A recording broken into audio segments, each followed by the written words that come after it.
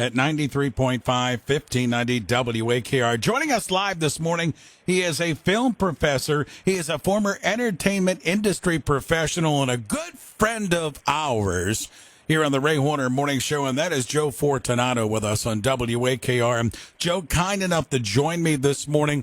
It's really interesting when we talk about the entertainment industry and movies, and we've talked to Joe during the pandemic about recovery and such, and part of what was pushed forward was the movie streaming industry, a big player now, as well as box office releases. Now, that's all fun and dandy for us customers, but what about the actors and actresses? And we saw this come to the forefront last week where Scarlett Johansson filed a lawsuit against Disney because on the same day her movie Black Widow was released in the box office, Disney Plus released it. Now, where does that become a problem? In her contract, she took a little bit of a lower wage to guarantee her money from the box office. She went to them, tried to renegotiate the contract. They said no, and now she's filing a lawsuit. And Joe, let's pick up that story and others. Where do you think something like this is going to lead as far as actors and actresses contracts and the movie industry in general? Well, good morning, Ray. Thanks for having me on. This is an interesting lawsuit because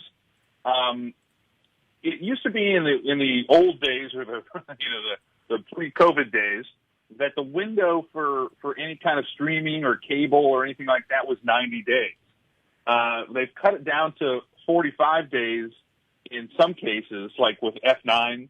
But as we know, and as you pointed out, that, this summer in particular, there has been many movies that have released on the same day to streaming as it was in the theater. And Black Widow was one of those. And so Scarlett Johansson alleges, as you pointed out, that she's losing money by not having as much box office that's being cut out by the streaming service at the same time. Disney claims that they've offered her money for the streaming services, and that should be enough. So this is not yet resolved, but it is an interesting lawsuit moving forward to how other actors and actresses are going to react to their movies. Joe Fortunato with us here on WAKR. He is a film professor. Joe, a lot of people might not understand that with actors and actresses' salaries, you turn back the clock. I remember 10, 12 years ago, it was a first that we saw an actor or actress step up and say, okay, I'll take a little bit less, but I want some box office dollars. Now it is more the norm than not. So what do you think that will do as far as star appeal going forward? Are we still going to see these production companies shell out the big dollars knowing that the box office dollars might be a little bit lower than they've had in the past? Well, that's sort of the interesting point, and it's, the truthful answer is it's anyone's guess at this point. We're still in uncharted waters here, and this summer has shown one thing that's like an observable trend is that low-budget horror movies are the ones doing the best because their production budgets are lower. They don't necessarily depend on stars for their popularity, and they could be sequels 2 or 3 or 4 deep into the franchise. So those have been beating the quote-unquote blockbuster tentpole pictures that cost upwards of $200 million to make. Black Widow being one of those examples. Joe, when we look at the box office, and it is slowly but surely coming back, but we don't know if we're ever going to hit those exuberant amounts that we had in the past because of streaming. And with those dollars being down from the box office, what will that do to the contracts of these marquee stars for these movies? Well, certainly moving forward, I mean, we'll see how the Scarlett Johansson lawsuit plays out. But certainly moving forward, actors' agents are going to want to, cover their bases with this and either get a piece of the streaming or, not consider the want more of a higher upfront payment rather than a backdoor payment for the box office. So it sort of remains to be seen. Now, the other question is, moving forward into next year, will we continue to stream on the opening day, or will that sort of abate once COVID relaxes and people are back in theaters full time? How do you look at the health or the strength of the movie industry, and I should say the box office industry right now, midsummer of 21? Well, this is an unusual summer because it's a little bit of a hodgepodge of things. It's movies that were delayed from last summer, like Black Widow, and movies that are not being pushed into next year. So it's a little hard to judge. Like I said, there's still some healthy movies out there. Fast and the Furious is an example, or Fast 9, I guess I should say. And that was something that was not released on streaming. It was straight to movie theaters and movie theaters only, and it had the second biggest weekend opening at 70 million, behind Black Widow, which was streaming on Disney Premiere Plus at a certain price, and that had an 80 million weekend gross. And both of those were the top two summer grosses so far. I should also add in there A Quiet Place Part 2 kind of coming in at number 3, and that was also not released in streaming as well. So there are some films there that at the top of the list that were not released on streaming, and one that was. So there's not a hard and fast example of which, how much that's going to cut into things or not. But we can certainly see that the ones that were not released on streaming did very well in the theater, or relatively well, I should say, not by past standards, but by current standards. Film professor Joe Fortunato with us on WAKR. I guess, Joe, from the outside looking in, I'm saying, okay, the actresses and actors get together with their production company and they work out a certain figure for their salary and maybe work out certain streaming dollars, because it does cost dollars to see those first run movies.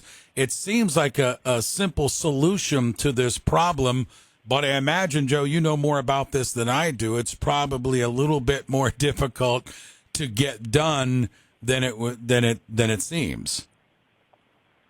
It is and it isn't. I mean, now that we have the reality of streaming potentially cutting into box office, no one wants to give up money, either side of the equation, the actors or the studios. But if they want those actors and they want, a cut of that money, they're going to have to figure out a way to share some of it. Joe Fortunato with us again. He is a current film professor, former entertainment industry professional.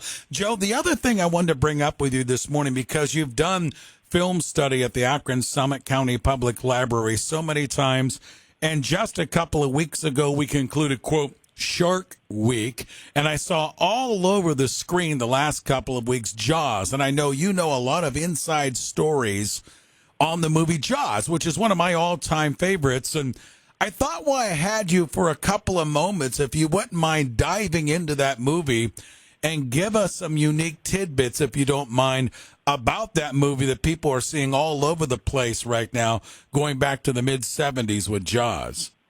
Well, I'm always happy to talk about Jaws.